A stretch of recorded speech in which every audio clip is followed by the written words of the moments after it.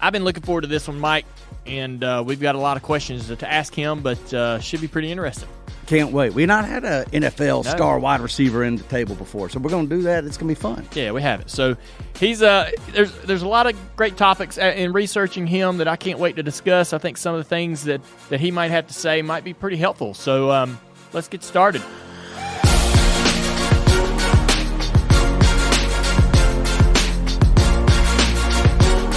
Let's jump right into the open segment, though.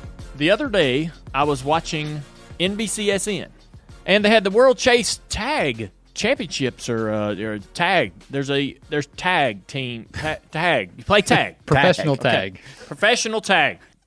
There's an international championship for competitive parkour involving the game of tag. So I'm watching it on my screen, and I'm thinking, dang, I've never seen tag on TV before. Right. But it's more than tag. It is parkour, really, and with tag as a component. That makes sense. Yeah. I can see it. You know, my little nephew goes to parkour practice, and I'm like, what is parkour practice? But if you add tag to the element, it makes sense. Yeah, and going around the neighborhood a little bit, I've been seeing some of these parkour-style things hanging out of people's trees in their yards, like their kids are...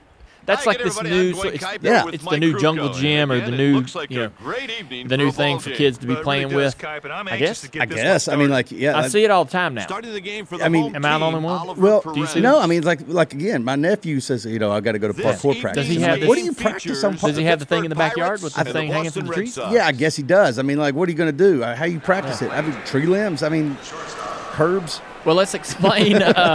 Let's explain what the International Championship for Competitive Parkour involving a game of tag is. There's 2 teams per game, 6 players per team, 16 rounds per game. The tags only count by hand. You can't tag someone by their foot. All right, with your foot, I guess. Yeah. In each 22nd round, there is a chaser from one team and an evader from the other, right? So it's one-on-one. One-on-one. Yep. 22nd rounds. The winning player from the round stays on the evading side, and the loser player is substituted for a teammate who then chases. Get him out. 1 point is awarded to a team after their player evades a tag for 20 seconds. Kind of like riding a bull for 8 seconds. You stay on, you get a score. Right. Yeah, when you said tag championships, I'm like, oh God, how long could that go on? But no, 20 seconds. You got 20 seconds to tag. Yeah, I was watching this in bar. The sound wasn't on. I couldn't figure it out, like how it was working, right? But this makes so much more sense. But this is a great bar televised thing. If you're in a bar watching tag, it makes sense. If a player steps off the quad, the quad is sort of the ring, I suppose, then their team loses the round. Teams with the most points in the 16 rounds wins. And there's one U.S. team that's made up of Hollywood stuntmen. That's kind of cool. You love the stories, right? Makes these people human. Yeah, that's one of them. Yeah, so, I would imagine being able to humanize a tag person. I mean, you want to make in sports, you want to make the athlete human, and the Hollywood stuntman team is now immediately my favorite team in professional tag, because that's the only team that I have a story about. Okay, so what are they called? I don't know. They're called the Hollywood Free Runners. Oh, you know this? Well, so I may have been researching this yesterday, and I may have got sucked into their YouTube channel longer than I probably should have. The only thing that when I was watching it with the sound turned off, the only thing that I might say I would add is, so the quad or the ring is basically a bunch of piping that they kind of climb through and under and over, and it looks a bit like a maze might look, but without, you can see through it, right? And I believe that it might be more interesting if you couldn't see through it, like it was more like a maze where you could be sneaking around this thing trying to find your opponent, and then once you sort of have located him, then it becomes a game of tag, and then he could lose you by making a turn, a quick turn or a jump over, whatever, I just think being able to, because when they start, they basically can look across the ring and see the guy, and wherever he goes, they go, right? They kind of try to cut him off. And I was like, man, it'd be cooler, I think, if they couldn't see each other right away. Had to hunt them, find them, right? Give them more than 20 seconds, but yeah. Yeah, it's more like hide and seek. Professional hide and seek. With tag and parkour. With With tag and parkour. Boom. Did we just create a new sport? We did. There's strike one. I love that your experience in this is about, a couple minutes from a bar, and you already are taking a position on how to change the sport for the better. Like, this is your national fairgrounds, but for this sport. I think I would have only came up with that thought had the sound been on. I wouldn't have been able to develop that thought. But since the sound was off, I was able to think in my head for a minute. Because if the sound was on, you'd be listening to it and not thinking for yourself, right? Does that make sense? Yeah, I guess. You're sort of speaking against the broadcast analyst profession, which you are one in NASCAR. But I see what you're saying. I thought it was interesting. So I guess if you want to watch some of that, it's on NBCSN. Did you want to do it yourself? No. You wouldn't want to just have a tag competition? Hard. It looks extremely difficult. Well, against them. No. It looks extremely difficult to maneuver this sort of jungle gym. It's imperfect, right? It's not like this consistent thing when you're running through it. And it's just really imperfect and very injury prone. Oh, yeah. There's ACLs all over that course. Ankles and everything. Yes, and I would not last the 22nd round without breaking something. I have a tag injury that actually it scarred me for life. Yeah, and it happened on my tooth, which you'll be glad to know. Yeah, third grade, Elaine Adcock pushed me down. Illegal elbow, I believe. Yeah, I'm not over it. Illegal elbow. Chip tooth, man. You don't mess with my teeth and live to tell about it. You'd never know it. You never know. You would never know. Dennis did a good job, huh? For sure. Alex Baldwin wins at Richmond. Greg Ives pumped up the tires for the last run. Is that what he did? That's what he said. Yeah. I read an article where he said he thought about something that happened between me and him at Richmond years ago that helped him with that plan. There you go. I thought it was neat. Yeah. He said that he did something similar with me, and it didn't quite work out the way we wanted, and me and him had a conversation afterwards that helped him understand how to make that work better. That's cool. You don't remember that, though, right? I'm imagining that he pumped my tires up for a run that was a little bit too long. Probably.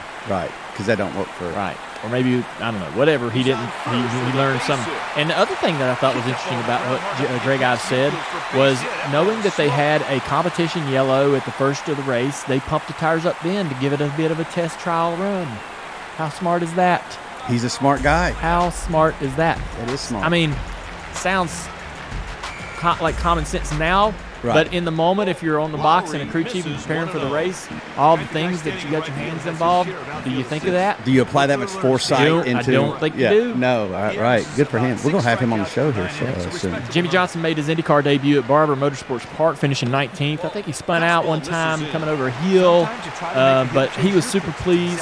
If he's pleased, I'm pleased. The fact that the Cup race was on at 3, the IndyCar race was on at 3, and I didn't get to really see everything that I wanted to see. I wish they could work it out where they weren't on top of each other like that. But so I wished I'd have seen a little bit more of Jimmy's debut. I kind of feel like an obligation as a NASCAR guy to watch the NASCAR race, so I ended up doing that. But, Jimmy earned 19th. He was happy they didn't qualify last, so I'm assuming that he's happy that he didn't finish last. He needs to give himself a little more credit. But that would have been nerve-wracking. I thought he did give himself a lot of credit. Well, he got out and said, mission accomplished. That was fun. Ready to do it again. Good for him. Yeah. We'll be able to watch more. But why would they go head-to-head? That made no sense. It didn't make sense. I was disappointed because check this out, man. I mean, fantasy sports, right? I play a little NFL fantasy sports. I also play NASCAR fantasy sports. We had this fantasy league that Jeff Binky with NBC had all of us get involved in like 2 or 3 years ago.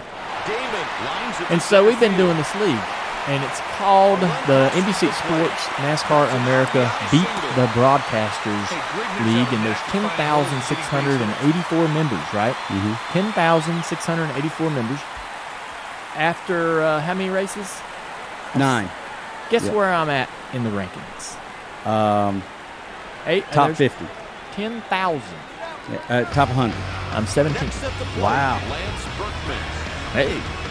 Dude, I'm pumped. I finished in the top 3 last year. I think 3rd. When I say top 3, not overall. When I say top 3, I mean of the broadcasters. Of the broadcasters. There's like 10 of us in there. Kelly Stavis won.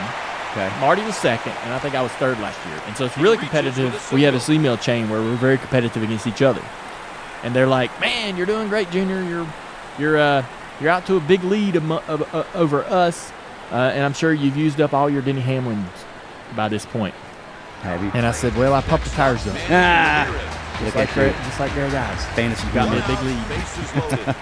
But anyhow, man, I was pretty proud of that, so I thought I'd share. Well, good for you. Congratulations. 17th overall. Come back to us when you won. It's a shame. Right. We're about the finish line. Well, he just didn't fool him at all. That pitch, he fell into the outfield for a single. So we mentioned our guest, Brandon Marshall, is coming on the show, NFL wide receiver. Me and Mike kind of challenged ourselves to look outside that kind of NASCAR bubble, and we've got a great opportunity to bring somebody in who we can talk to somebody about something that we really don't know that much about. Right. I've been a huge football fan all my life, so obviously I've got questions, but Brandon's got some other things too that he's very open about, very comfortable sharing, and that's mental health. We actually have a partner this week in one of the ad reads that relates to that, which is coincidental. But so we're excited to talk about that. I wonder how some of his conversations with mental health may intertwine or overlap with some of my experiences with concussions, or maybe something else somebody else in this room may have went through or be going through. I'm sure his comments are going to be helpful. But I think back, we have a long list of guests that we want to have on the show, and there are some in there that aren't NASCAR guys, right? Right. And we want to challenge ourselves. We do, obviously NASCAR is kind of our niche, and we love doing the history, but we also want to challenge ourselves to step outside that box every once in a while and get a breath of fresh air. And I expect Brandon's going to be just that. He's going to be that. He also does a very successful podcast that's on YouTube that is called I Am Athlete, and he does it with a few other NFL retired players. And you are going to be on that program, too. He's in town. Y'all, we're sort of doing a trade-out, but you're going to do something that's also pretty cool, and you're going to give them some rides at Charlotte Motor Speedway later today. So I can't wait to talk to him about that. He does have some, first of all, he is a NASCAR fan. And so I love talking to people that are NASCAR fans, but not inside the sport. And so I don't know if, there's people that will sit there and, critique our levels of questioning. That was dumb. Look, today may be a bunch of dumb questions, but we are just fascinated by an NFL 6-time Pro Bowl wide receiver who likes racing, who has done very well for himself after football, which is, and probably gleaned a lot from his experience in the league. I can't wait to talk to him about it. Yeah, he works in broadcasting as a TV personality as well. I got a few questions about that and his experience there. But the other thing too, watching his I Am Athlete podcast with Bubba Wallace, there was an exchange about being an athlete. Our race car driver's an athlete, right? And so I'm excited to see what their takeaway is from the laps in the car. Now they're going to be riding shotgun with me in a car, and it's a good car. So they don't want to be driving the car, but usually when I do take people that haven't been out on a racetrack in their lives and they feel the G-forces, the noise, the heat, the vibration of the car, and the speed, they do kind of they think in their mind, I can't imagine doing that with 40 other cars or 39 other cars, right? And that's when it sort of sinks in a little bit to most people that have that experience. So I'm looking forward to their takeaway from that. And if we can have that discussion again. Now, do you think that there's any athleticism in driving a race car? Right. So it'll be interesting to hear that takeaway. That's one of my favorite things to do, is to take somebody for a ride in a race car that's never been. I mean, that's a lot. That's everybody, right? That's most people. My wife, you, me. Even to take Kelly. Kelly, my sister, raced, but she never ran around Charlotte. She never ran 170 miles an hour. So I took her around Bristol. She was shocked. And you would think, having had driving experience, it wouldn't have been such a profound deal for her. But it's so much fun to take people and get there initially. Only problem is I stay strapped in the car for the next person to get in, so I can't. I want to jump out and go have a conversation. Right. So what do you think? Right. So I miss out on that initial right out of the car reaction, but it's one of the most enjoyable things I do. And again, like if that person's an athlete from another sport, like Brandon, it's even better because you want them to respect what you do, and you want to respect what they do, right? Yeah, common for ground. sure. Yeah. It just, listen, it's a different type of physical toll that you take on your bodies, but there is absolutely a physical toll that a race car driver experiences in wrestling that car at that speed around those tight turns. And in 3 laps, you do get the sense of that. So it will be interesting to hear how he does that. And I look forward to hearing your interview with them on I Am Athlete, because Brandon does this podcast with Chad Ochocinco, with Channing Crowder, and Fred Taylor, all of them former football players in the NFL. Just unique experiences. So I can't wait to see you with those 4 guys talking about all that y'all have to talk about. It'll be fun. But first, we're going to have Brandon in here and get the front end of that conversation. This guy has 4 picks to choose from. And now a message from our partner, Gold Eagle. Are you looking for professional level protection for your car's paint, but without the cost you'd pay a professional detailer? New revolutionary 303 graphene nano spray coating provides just that. 12 months of protection, so easy to apply, you can do it yourself in no time. Leaves your car's finish with insane levels of shine and depth. Plus, the water beading is crazy. It can be used on glass, wheels, and trim too. It's available now at Advanced Auto Parts and Pep Boys. Visit 303radio.com for more information. Well, all right, he's here, so let's bring him in. Brandon Marshall on the Dale Jr. Download.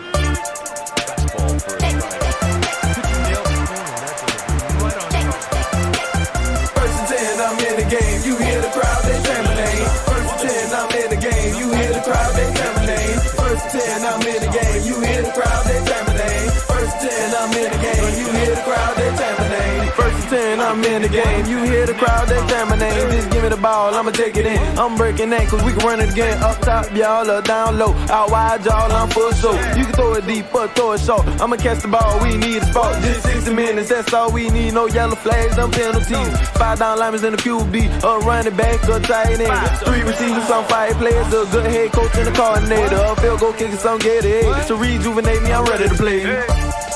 What's up, man?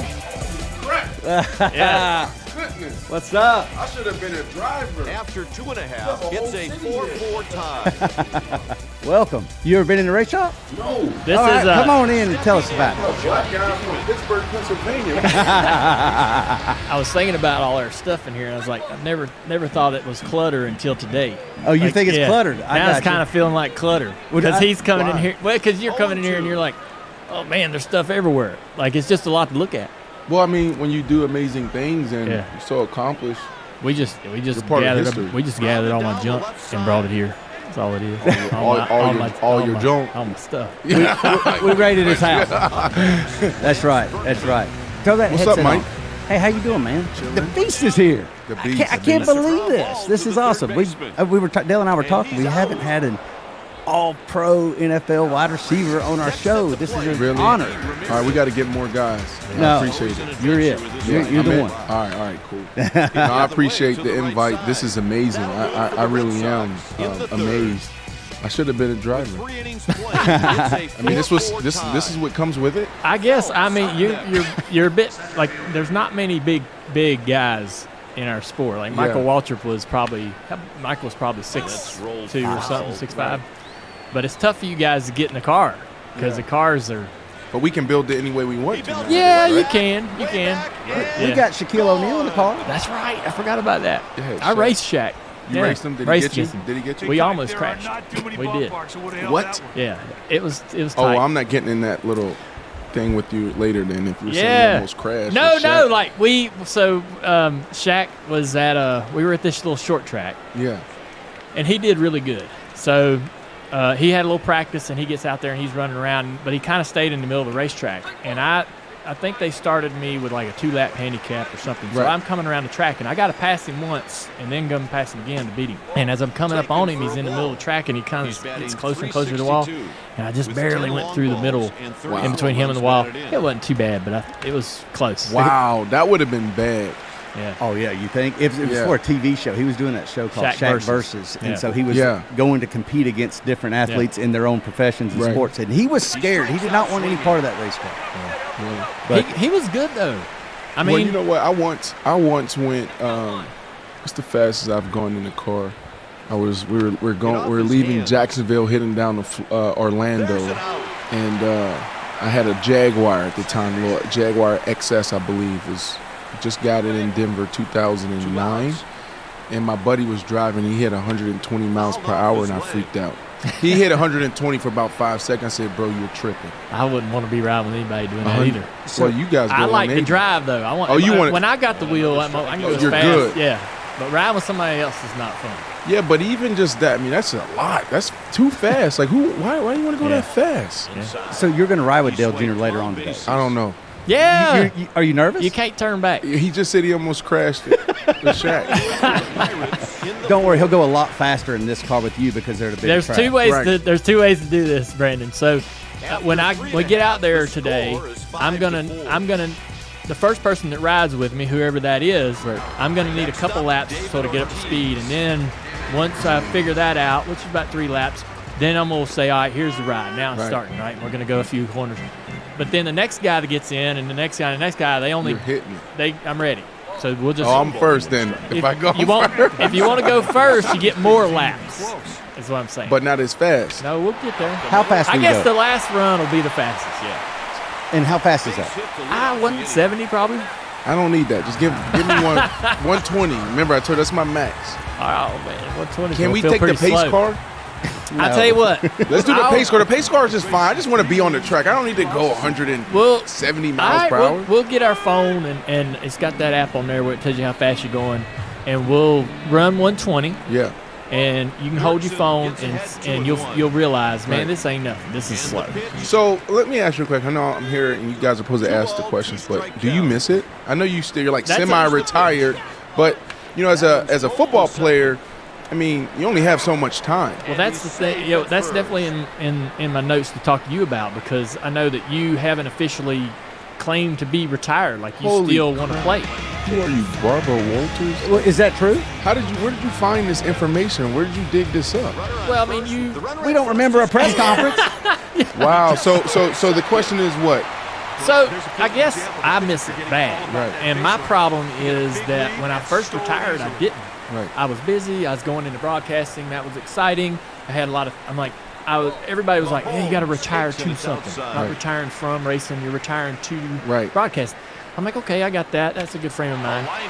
But the further removed from driving, the worse it's getting. Like and I don't know what that means. Well, some of that is good to have when you're broadcasting, having that missing it some. The passion comes out and liking what you're seeing, Yep. wanting to be out there, and so it's getting worse. I don't know what to do about that. For me, yes, I haven't officially retired. I need to put my paperwork in so I can get my benefits. There's some severance out there, a couple 100,000 severance I could use right now, making some huge investments. I don't miss football. I don't miss, running 21 miles per hour, 30 yards downfield and having a head-on collision with another guy or going across the middle getting smacked. I actually, watch these games now and look at it and say, I don't know how the hell I did that, right? That's when you know it's over, because all my life it's been tough and, contact and violence. But now it's like I cringe watching these games. I'm like, oh, this is brutal. What I do miss is the competition. I miss the chase. I miss, setting goals before the year and saying, all right, I want 1,500 yards, 100 catches, 15 touchdowns, and being able to check it off. And also seeing that I'm off track halfway through the year and adjusting, saying, okay, well, it's not 1,500 yards this year, but can I hit 1,250, right? And I think that's what I miss. I also miss legacy. For me, one of my goals was to retire as one of the best to ever do it, and I was so close. And in my last year in New York, I snapped my ankle, and I mean I was 2 decent years, and I'm not even talking about good. I'm talking about decent years away from retiring top 5 in almost everything, right? So that's what I miss, but I'm fulfilled now in other things, in business and life, absolutely having a great time. But I did that my entire life. I mean, 6 years old, I was playing organized ball. Yeah. That helps because that helps me understand. So I tell Mike it's kind of like that, when you were a teenager and that girlfriend that you broke up with, and then you miss her and you get back with her and you're like reminded by all the reasons why you broke up with her, right? Right. So like racing, I forget all the Right. things that I didn't really enjoy about it, all the things that were hard. I watch guys as a broadcaster crash and go, man, I don't want nothing to do with that. I'm glad I'm not dealing with that or having to worry about that. We had a race at Indy just like 2 years ago where a couple guys hit really, really hard. And I'm like, that the possibility of me being in a car and that happening, You can't do that. But isn't that everything, right? Like you have to have that, to be able to compete. Yeah, Because isn't that what made you great for 24 years? Almost made a great Having play the- there, but he just was not Just like close enough. I'm going for it. Yeah. You can't be thinking out there. You got to just go. And that's what separates the good from the great, is having that in you where it's like, you know what? I'm going, and you're not thinking. And people ask you like, well, how the hell did you do that? Do you remember this happen? I don't remember. He delivers. Yeah. It just happened. I know. So we always say in racing, like when a guy's really fast, if he's got like raw speed, That's a great plan. you put him in anything and he's just quick. You can't explain it. We say it's because he's not hitting nothing hard Yeah, yet. he hadn't hit the wall yet. Oh, really? Yeah, once he hits something hard, he'll have to start thinking a little bit more about what he's I doing. mean, think of the psychology involved. Once you hit, once you feel it, once Like you going feel across that the hit, middle, right? If you go across, you're like fearless, and then Yeah. one guy cleans you out. You think about, that, don't you? Well, so I think like there's something in athletes, and I consider you guys athletes, and that's going to be a debate with Channing Crowder Sure. tonight. Okay. I know. I yeah, saw he the doesn't Bubba think Wallace. you guys are athletes. Yeah, So- right. Well, this is why. So I watched the not to interrupt you. No, go I ahead. train of thought here, but I watched the Bubba episode and saw that, and I thought, and then when my gang was like, man, they might want to get you on that show. I was like, well, I want to take them for rides first. Oh, That's why. oh, that's the why? only reason. So yeah, all right. Make sure you hit 200. That's for, the reason for why we're Channing. going around the racetrack, because Right. I want to see. And if Oh, he, very if- strategic. not to change his mind, but I just want to see what he thinks. Right, afterwards, right, absolutely. Yeah, it should be fun. That's because gonna be good. There's a physical toll that it takes on a body, different than what you guys would experience, but nonetheless a physical toll that we're eager to hear what your reaction to that Right, is, yeah. and compare notes. But I got to ask you a question though. All that stuff you said about missing football, is there a reason why you have not filed those paperworks yet? I mean, are you hanging on to a little glimmer? Well, what ended up happening was there was a few teams that called like a year and a half ago. And so I was working out behind the scenes because I was going to make a little transition to tight end. And then the pandemic hit, and pivoting with my company, my business, just haven't had time to really sit down and do it. I'll probably do that soon. So that was. But let me go back to the last thing, because I never finished that thought, and I want to hear y'all perspective on this. But as an athlete, because we talked about going across the middle and getting hit, and now that changes. Like, well, he hasn't been hit hard yet. Well, I feel like there's some guys out there, where some of the greats you've never seen really take big hits, right? Like going across the middle as a wide receiver, Troy Polamalu, Ed Reed coming, where they're at, right? So you just have this vision of where everybody is on the field, right? So for me, you got to have the toughness and the willingness to take that hit, because you will take some, but it's not as much. It's not as many. Because the guys are so savvy. They have the vision, and they have the understanding too. Like, they see it before it's already happening. Like, this is cover 3. This guy's going to drop here. I got a 20-yard in cut. I see him pushing, so here's my hole. So I'm going to throttle in this hole just for a second to give my quarterback a window, and that's when I'm going to go. I can just listen to this all day, right? I know it.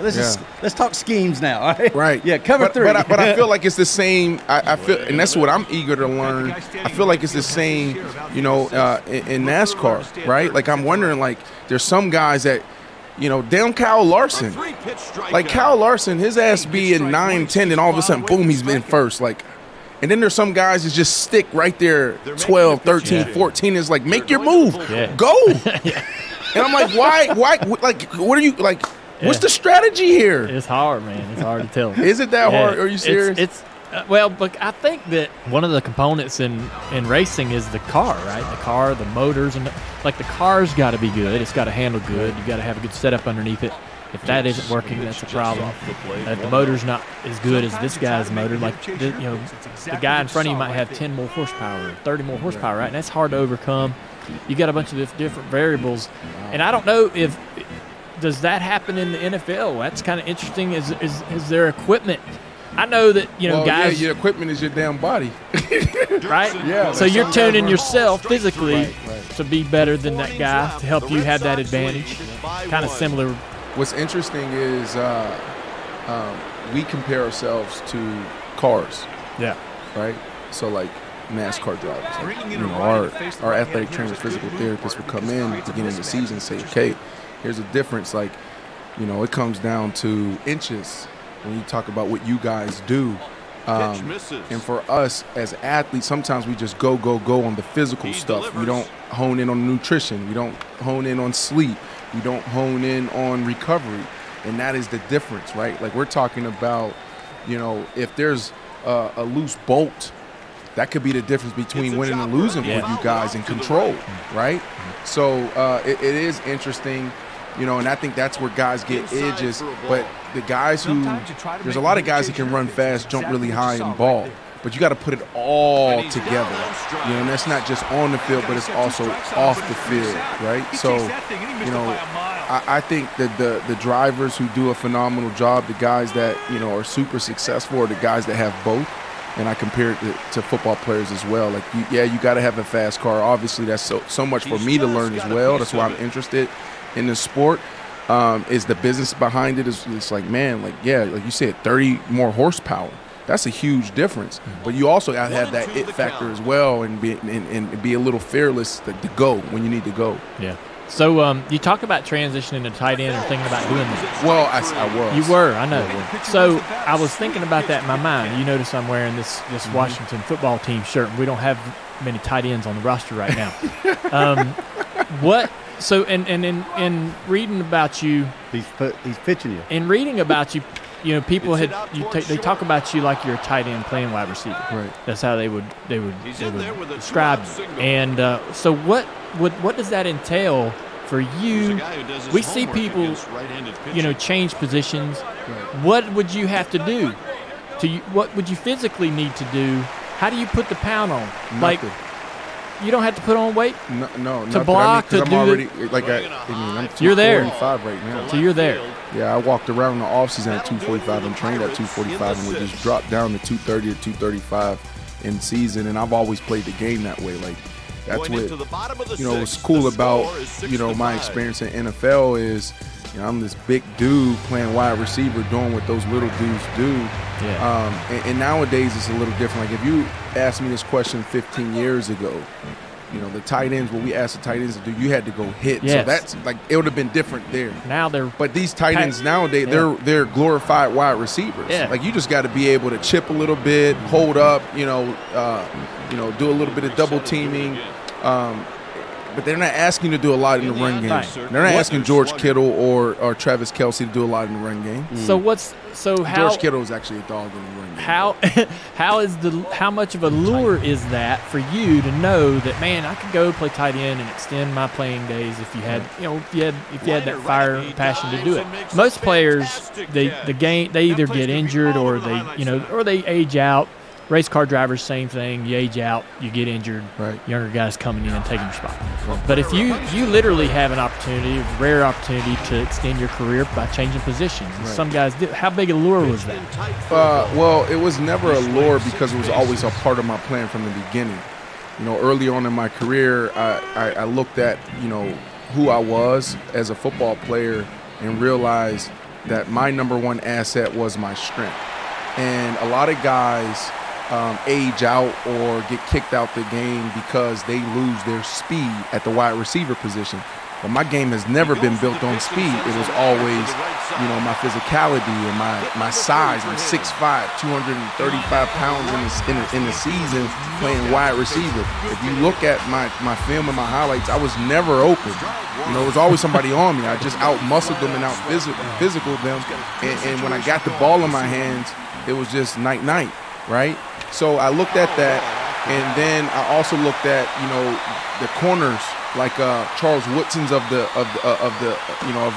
football, that went from corner to safety. And I said, wow, that could be the evolution of, for me, is go from wide receiver to tight end. Larry Fitzgerald is a guy who pretty much did that. Like, look at Larry Fitzgerald.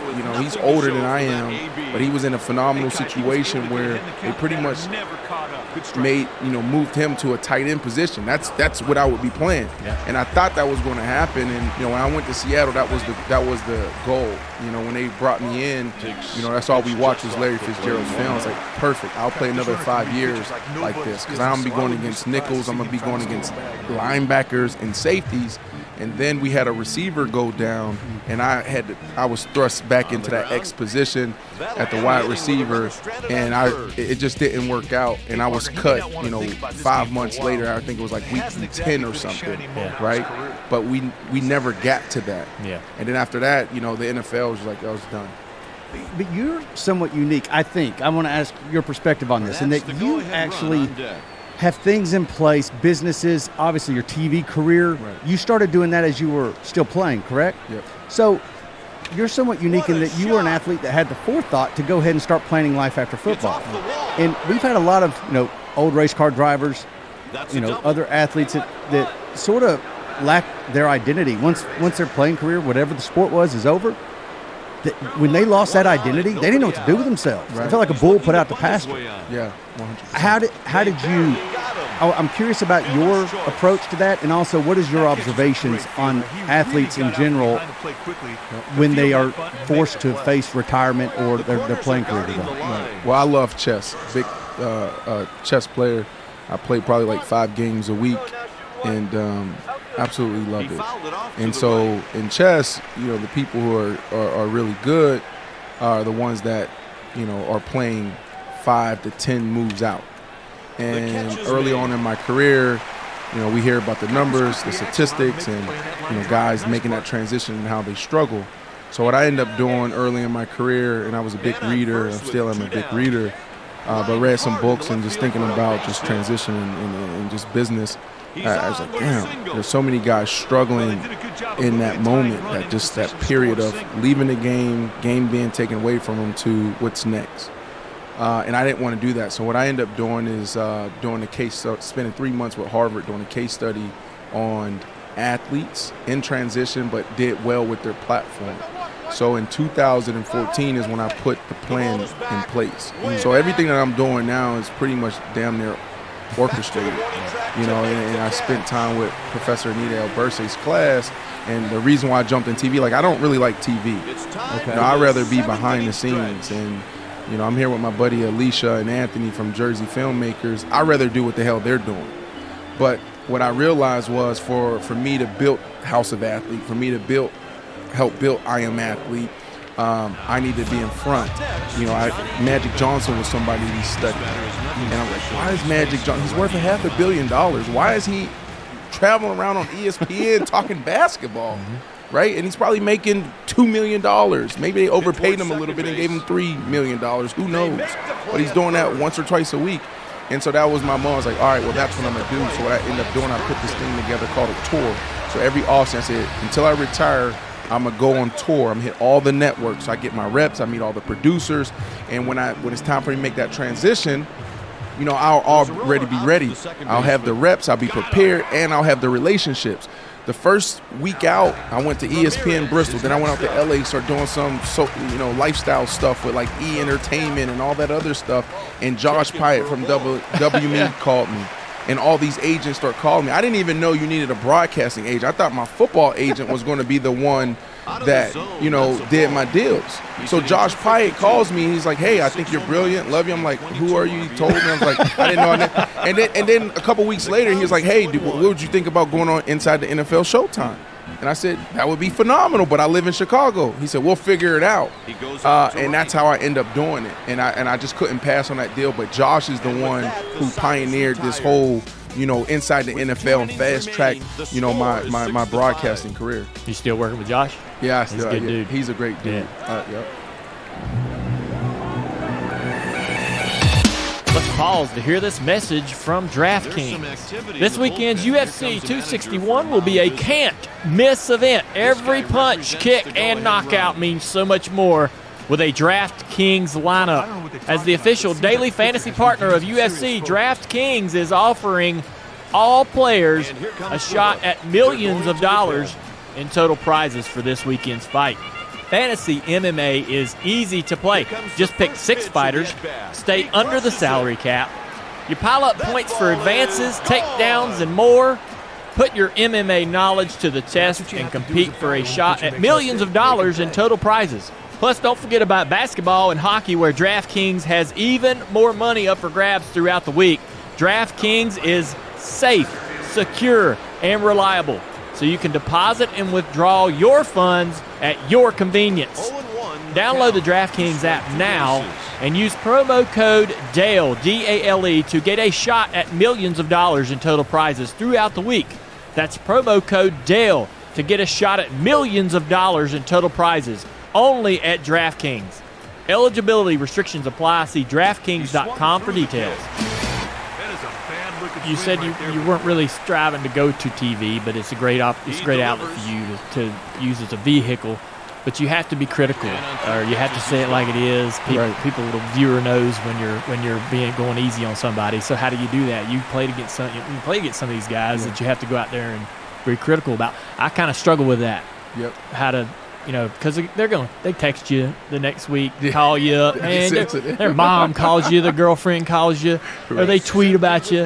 And so how do you manage that? Like, being honest about somebody making a mistake on the field or not playing, not doing their job. And that's interesting. When you sit down with networks as an athlete in transition, that's the first thing they ask you is, are you willing to go there? That's everyone asks me that question. For me, one, I'm already outspoken. But what I realized is we've been there before. We understand it. We get it. So we can speak to it, and we also can keep it real, but it got to start with you. So what I always like to do is first start with me. Say a guy, who may be struggling off the field. I may say, look, I've been there before. I know what this feels like. But then I'll transition into my point. So I'll validate, the situation and actually dive into it, put myself in his shoes, and then I'll go into my critique or crushing them. Okay. Because after a while, it's like if you got a guy, who's struggling, and it's like, you know what, I've been there before, but it's been 5 years. It's been 5 years, and you're making the same mistakes. Something has to give. Like we have to look ourselves in the mirror and figure it out. So I think the art of it is really throwing yourselves in their shoes, and then all the body language. But that's all TV stuff. It's interesting. Let me give you an example. Jay Cutler. Right. Is the criticism that you played with him for 2 different teams, Denver and Chicago, correct? Yep. Is the criticism that Jay Cutler gets, is that fair or unfair? I think it's fair. It's fair. Yeah, it's fair. I mean, because Jay, but that's what comes with it.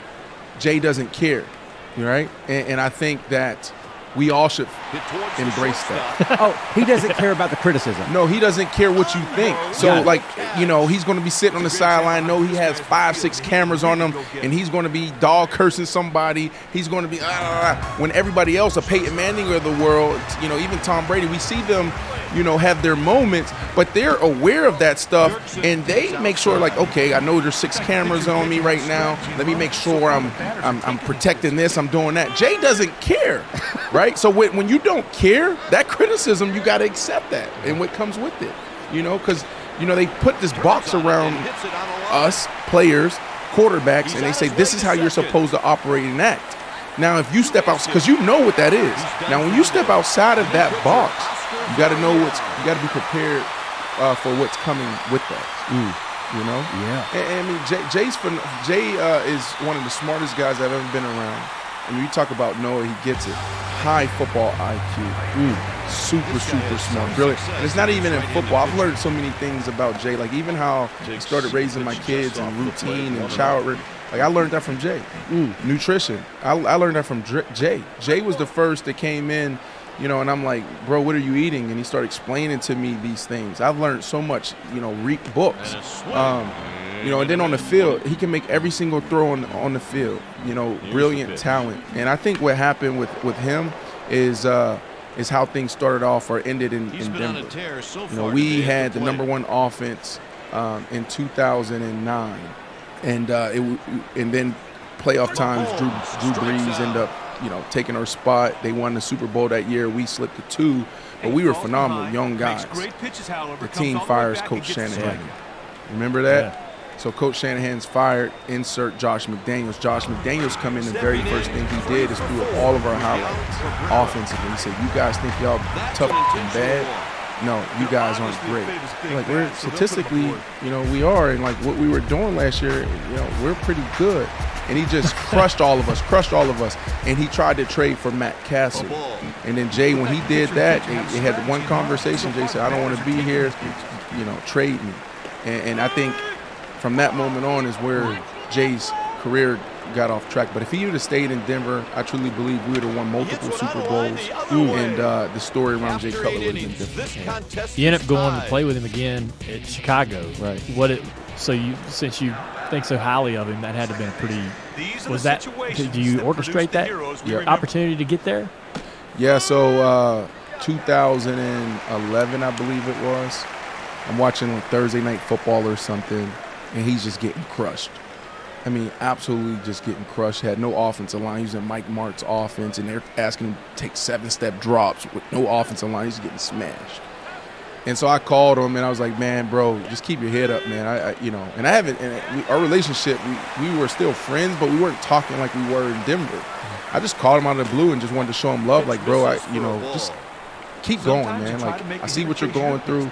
And then we just started this conversation, and he was like, yeah, man, I need an X receiver. And I was like, oh, that's cool. He's like, you. I was like, all right. Well, let's talk about it after the year. I'm down here in Miami, just signed this big deal. And he's like, no, we need to talk about it now. Right? So we started talking about it, and I said, let's just let things play out. And you know, I will go up to the owner or the general manager and ask for a trade if I'm that happy or something like that, if I think, you know, it's not a great spot. But in this situation, I said, you know what, I'm going to let God, like, just, you know, put me where I'm supposed to be. And, you know, that offseason, I get a call from my agent, Kennard McGuire, the football agent, Kennard McGuire, who didn't do my broadcasting deal, by the way. And he's like, hey, the Miami Dolphins want to trade you. There's a couple teams out there, but the Chicago Bears want you. And this is going to go down. And I was like, oh, wow. So Jay Cutler went to the team, and they asked Jay, what do you need? Jay said, I need an X wide receiver. And they said, okay, we'll go get you an X. Look about all these guys in the draft and these guys coming up in free agency. And they said, no, Brandon Marshall is my X, right? And they made the deal because Jay stood on the table. And we put the band together. We went and got a couple more guys that was with us in Denver. That's pretty cool. Yeah. I've always kind of wanted to meet Jay. You should have him on the show. You would love him. Yeah. You know what we need to do? I talked to Jay during the pandemic because we haven't talked because in Chicago things ended bad, and then we started talking and reconciling during the pandemic. Oh, okay. And then he went cold on me. Jerk. We should reunite on your show. That's awesome. Can you get it done? I might be able to. We'll Working try. on it right now. We'll have to work together. You think we can have him by the end of the show, guys? Anything? But no, you'll love Jay. He'll be a phenomenal guest on your show. He's funny. This is something I've always wanted to talk to a football guy about. This is so I'm a mechanic in my mind with, you know, so I think about cars and how they work and how to make them faster. I think about things outside of racing in the same way. So as I've been a fan of football, watching football since the early 80s, and it seems like to me, I could be wrong, but it seems like to me that the injury rate has ramped up, particularly with like knee injuries and so forth, guys in your position. And I go in my head and I think, all right, so, and you can tell me how awful wrong this is, but I go thinking in my head like the length of the cleats. Right, so and the artificial turf and some of the, like, I'm being a Washington fan, I know all about the turf and how good and bad it can be at that field, but the length of the cleats. So we adjust our cars and put them on the edge, right? Of we want to push them all the way to the edge, but not spin out and crash. Right. Are you guys pushing the cleats, the equipment, just same way, right? You're trying to get everything advantage-wise you can out of the cleat because it can improve speed, grip, turn, cutting, and all that. But you also have to be careful of how much of a risk you put yourself at, and your knee at, and your body at, right? Is there anything, is that true? That is very true. It's interesting, and it's actually a hot topic right now that nobody's really talking about or covering the right way. And we can get to it later, but there's a lot of teams opting out right now of off-season workouts, and the conversation is around COVID, but it really is around injuries. Because last year was the first year where we saw that injury rate drop. So what we learned last year was you don't need an off season. One, the guys are overworked. Okay, you don't need an off season to prepare for a season. So now it's this whole positioning play and this whole play of power to figure out how do we eliminate this wear and tear on our guys' body in the off season. So that's that. But when you talk about the cleats, there's so much to it because you have grass, you have turf, you have slow turf, fast turf. So then you got to look at the cleats. You have screw-ins. Screw-ins is literally that, like at the bottom of your cleats, and you have different sizes. Right. You can go to the guy, and usually you wear those on grass and bad weather. But some guys, everybody has their own preference. And you go before the game, you go to your equipment manager and you can start screwing stuff off and tweaking stuff. But then you also have molds, okay? And then you got to figure out when do you wear those cleats, and what turf, what grass do you wear those? So I was a guy that always pushed the limits. I used to cut things off of my cleats. I used to wear like soccer cleats for more speed. And understanding that I would lose traction at the top of my routes when I need to decelerate. So I would actually change how I would decelerate because I wanted more speed, right? And also my shoulder pads. I knew I was never a guy that would run into somebody intentionally and hit. I think that's one of the reasons why I played so long is because I'm a big guy, but it makes no sense for me to just run right into you. I'm going to try to run around you. I'm going to try to push you out the way. So like my shoulder pads, I had no protection in my shoulder pads because I never took hits. I never did that. So I would cut out all the equipment there. And I wore the same shoulder pads. Like I took my college shoulder pads, I wore them in the NFL, and all this new equipment and how they innovated this stuff. Like I was like, no, the same thing. Same thing with my helmet a little bit, and then they forced us to change things. So I was always a guy that cut, I didn't want any pads, no pads in my pants. If you look at video of pick any game from the 80s, like everybody's got all the knee pads in, the pants go down past the knee, the big thick pads right at the thigh, and nobody's wearing none of that stuff anymore. Well, yeah, nowadays they're making us it's so interesting you say that because now they're making us wear pads again and put the pants over your knees. And so what guys are doing now is you'll have let's say a thigh pad, okay? Yeah. And it's just all this cushion. So what we start doing is cutting the cushion, taking the cushion off, and now you just have this thin little plastic plate. It's not much protection, but hey, it gets the job done, checks the box. I have my thigh pads on. Guys didn't want to wear that. Guys don't want to cover up their knees. How come? Just because of the speed? Yeah, well, for a lot of reasons. Speed, feeling good and comfortable, and then there's some guys just want to look good. Some guys just want to look good. My God. I used to like Art. My favorite player was Art Monk. Yeah. And he used to cut his sleeves. And, man, when he'd run, his sleeves are flying everywhere because it's at the bottom of them. So you cut your sleeves, didn't you? Of course. Do you embrace the way the evolution of the rules has sort of taken over the NFL and college football, like targeting, for instance? Right. And I know that we want to ask you a lot about, the mental health and the repercussions that come with it. But as fans, we'll be like, man, it's gotten too soft. The 85 Bears used to decapitate a quarterback, Right. And so where do you net out on that? I love it. Okay. Yeah, I love it. I mean, you got to think about it. I mean, we weren't created to, have car collisions, 40, 50 times a game. Our brains, they're not built to sustain it. So I think there are better ways to do things, and I think the NFL has done a good job over the last 10 years of making the game safer. And I know there's this huge debate between the old guys and the new guys, who's tougher, et cetera, et cetera. But I'm like, man, none of that stuff matters. The hell with that. I care about where you're going to be 20 years after the game. Yes, take the hit out of the game. So is it still a violent sport? Absolutely. But is it safer? Yes. That's good. That's good, because I imagine people that are probably dealing with the consequences of a very physical sport, playing it their whole life. I would imagine that's the case. I know just in your concussion experience, Dale, you've come across other athletes. I mean, Dale can tell you more about this, but obviously the University of Pittsburgh Medical Center is where you were receiving treatment for concussions. And, man, hockey players, football players, they were all up there.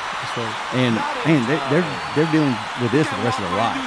They're in for the haul, So it depends. I mean, every case is different, and I think that you have to be proactive and you have to do what Dale did, right? Like you can thrive, and you should be able to survive most cases if you're doing the right things. Everything matters. How you train.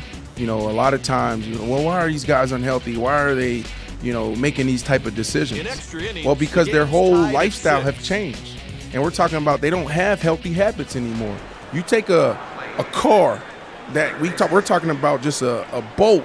If a bolt is loose, that could be the difference in winning and losing, and the attention to detail in that process every single day for 24 years, or a professional athlete for 20-something years, how you took care of your body, and then all of a sudden you go to the opposite end of the spectrum, and you don't think you're going to have issues, right? So when you have these athletes that make these, it's in transition, been retired for years, and now they don't have healthy habits anymore, there's a lot that comes with that. So the things that I always say, and these are the 5 pillars I live by, continue to train.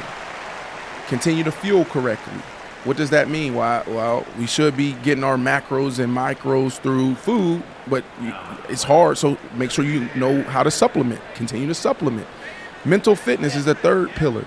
Well, what does that mean? Well, it could be any end of the spectrum. How do you deal with anxiety? How do you deal with depression? That stuff is real. It doesn't only affect athletes, it affects everyone. But we don't understand how to seek help. Especially men, we don't want to talk about it. We don't want to identify with that. And then on the other end, it's just like, I just want to be better. I want to go to a whole nother level. So meditation, or being able to say, I want to reach peak performance again. So what can I do to get more out of my body and my brain? The 4th thing is recover.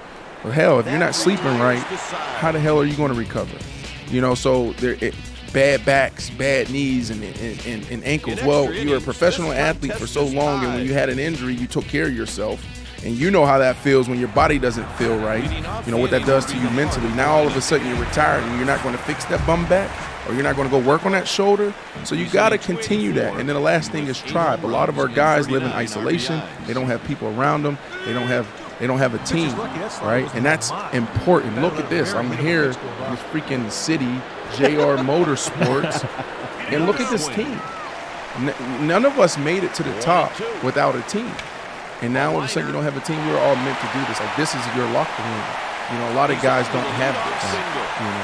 Yeah, I agree with you 100% especially on the exercise. Like, after my career, when I was going through the concussions, a lot of the things that I did to rehab that were simple exercise. And I'm thinking, man, how's this going to fix my head? And but it made a profound difference in how I felt emotionally, mentally, anxiety, all those things. And so I notice, and you as an athlete, so to get that last 5%, that elite, go from good to great, you got to work really hard to find that little bit. And we would sustain that as when we had a job, to do. When we were racing or playing football, we sustained that, working hard and doing all the things we do. But then when you retire and you're not racing anymore, not playing football anymore, and you lose that little 5% because you don't train anymore, you don't exercise anymore, you do start to descend, right? That's right. And I've noticed it. Like having, my last year was 2017, and in 2017 I rode my bike 2,400 miles. Wow. Yeah, on the road highway, and I've had years since then that I've not rode a mile, and I feel less, mentally sharp, less emotionally, happiness. But there's less happiness emotionally sustained, throughout the year. Man, that's everything. For me, it's weekly. Like if I'm not training, I feel it right away. Yeah. So I time block it. And 10 to 12 is my personal time. Is when I'm working out. This year, it wasn't up until a month ago where I got back on track. But I started off this year, going back to December actually, where things got off track for me. And I went a couple of months, and I really wasn't training. Hit with COVID, businesses is taking off, a little overwhelmed there with so much going on there, and then also hurt my back. So I wasn't working out, and I felt like trash. Yeah. You have to schedule it. I think the tough thing for us athletes, like, in transition or retired, is our entire life we had an itinerary. We always had someone telling us what to do. Well, when you're done, you have to make that itinerary. Even in business, like I had to time block when to check emails. And I'm still horrible at it, to be honest with you. But at least I have it marked down, and I may get through half of them. But before, I was like, this is overwhelming. No, there wasn't a Pete Carroll. There wasn't a Coach Mike Shanahan telling me do this at this time, that. Like, I had to create that, and I'm still in process of creating what that itinerary is as far as priorities and what makes sense for me. The following message is brought to you by BetterHelp. Mike, what interferes with your happiness? Ooh, lots of squirrels, Twitter, Squirrels? squeaky grocery carts. What? Yeah, squirrels. Are you kidding? Shoot 'em. Well, what is preventing you from achieving your goals? Squirrels, Twitter, squeaky grocery carts. All right, Mike. Well, it's important to talk about these things, and BetterHelp is here to match you with your own licensed professional therapist. Oh, boy. You can connect in a safe and private online environment and start communicating in under 48 hours. It's not a crisis line. It's not self-help. It is professional counseling done securely online. You get timely and thoughtful responses, plus you can schedule weekly video or phone sessions. BetterHelp is more affordable than traditional offline counseling, and financial aid is available. Licensed professional counselors are available in areas including stress, anxiety, relationship, grief, trauma, squirrels, Twitter, and more. Squeaky grocery carts. Yes. Anything you share is absolutely confidential. It's convenient and affordable counseling, all without having to sit in an uncomfortable waiting room. This sounds really awesome. Yeah. Yeah. I am a believer in therapy. Sitting down and talking to somebody and allowing them to sort of give you some advice and ways to go about handling some of the issues that you're tackling in life. And it's been extremely helpful my entire life. I've went to therapy since I was a young kid. Wow. For many, many reasons, right?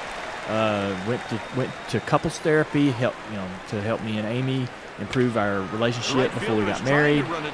We even kind of go in for a little tune-up every once in a while. Right? I think once a year or so we still reach out and make sure we're all kind of thinking on the same page. I love it. I think it's great. Every time I've ever went to a therapist, I leave there in such a great mood.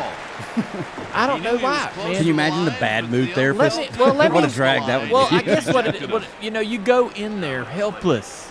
Like, whatever the issue is you're dealing with, you go in there feeling like it can't get any worse. This is sort of this last ditch effort to repair whatever the problem is, and you leave there with a lot of hope, a lot of excitement about the future. You got some answers, you got some tools to put in your toolbox to go to work, and this sounds really interesting to me. BetterHelp. I want you to start living a happier life today. As a listener, you get 10% off your first month by visiting our sponsor at betterhelp.com/Dale Jr. Join over 1 million people who have taken charge of their mental health. Again, that's betterhelp.com/Dale Jr. Up next, Lance Berkman. So I've experienced a lot and learned a lot through my concussions, but mental health is a really broad, that's I don't even know where to go with that. But one of the things that I was curious about is that we were talking about this before you came in here. I'm a firm believer in therapy. I've been in and out of therapy all my life for various reasons, and believe in the help that can provide somebody to be able to sit down and talk to somebody through your problems. But a lot of people, I think, don't know they need help. A lot of people, like, how does someone know, like, I could probably get some help for this? Where do you get in the moment that you wake, you can say, hey man, I think I can get this, I can be better this way. Or how do people get that realization? Well, first, I was that guy. I didn't know I was suffering. I didn't know I was suffering in silence. It wasn't until I was at McLean Hospital where I was like, I've been hurting. I didn't know it. So I was absolutely that guy. I think it starts with awareness. So a lot of people don't know. So they need to hear your story. They need to hear my story. They need to hear Kevin Love's story. They need to hear Demi Lovato's story. They need to hear Kelly Osbourne's story. They need to hear The Rock's story. They need to hear Michelle Obama's story. They need to hear people's story. And that, to me, that's the most gratifying thing is when I'm out and I'm traveling and people are like, you know what, I heard your story and because of it I seek help, right? And I also think that the other side to what you asked is, you got to have a want to. There's a lot of people that don't want to talk. Like there's a certain way you go through therapy. There's a certain way, you seek help. There's a lot of people that's resistant. I don't want to be here. I ain't doing this. You got to be open. You got to be vulnerable. You got to say, I need help. It's the same with substance abuse. And I think that's where transformation starts is when you say, I need help. Were you feeling, when you started to reach out and get help, how long is that process? And the game is over. How long before you start to realize that this is a good thing? Have won 2 straight games. All right, so for me, it took a couple of years because I was pushing back. It was everybody else. It was the world. The Red Sox, it was everybody else. I'm pointing the finger at them. It ain't me. It ain't me. It ain't me. And once I got to McLean Hospital, I was there for 3 months in an outpatient program, diagnosed with borderline personality disorder. And I was in self-assessment, which is a group therapy where you just literally you sit in a circle and you talk about what's going on in your life. I was in mentalization therapy. A lot of people diagnosed with borderline personality disorder think it's black and white, and it teaches you the skills and tools to be able to process and be able to evaluate. Well, maybe, and not just draw conclusions right away and react off of that, which is never good. Cognitive behavior therapy, dialectical behavior therapy. I was doing one-on-ones with the great Dr. Gunderson. And so I was there for 3 months in this amazing program. And literally at the halfway point is when I realized, like when I had my first breakthrough, because that's the first time where I stopped pointing a finger at everybody else. And I just said, let me see how I contribute to it. And that's all I did. I just focused on that, whether it was 20%, 50%, or 75%. That's the only thing I focused on. And my world drastically changed right then and then. That's awesome. And that's about 2011, is that right? That was 2011. What was borderline personality disorder, even though you wouldn't have known about it? What was it at its worst for you? I mean, it was really the first 4.5 years of my career. So you were in the NFL? It was in it. It was that, we're talking about everything from the relationships with my family, the relationships with my wife, the relationship with my teammates, everything. It was like I was living. It was a living hell. You know, it was absolutely everything. I couldn't control my emotions. I didn't have the skills and tools to be able to self regulate. I was just a ticking time bomb.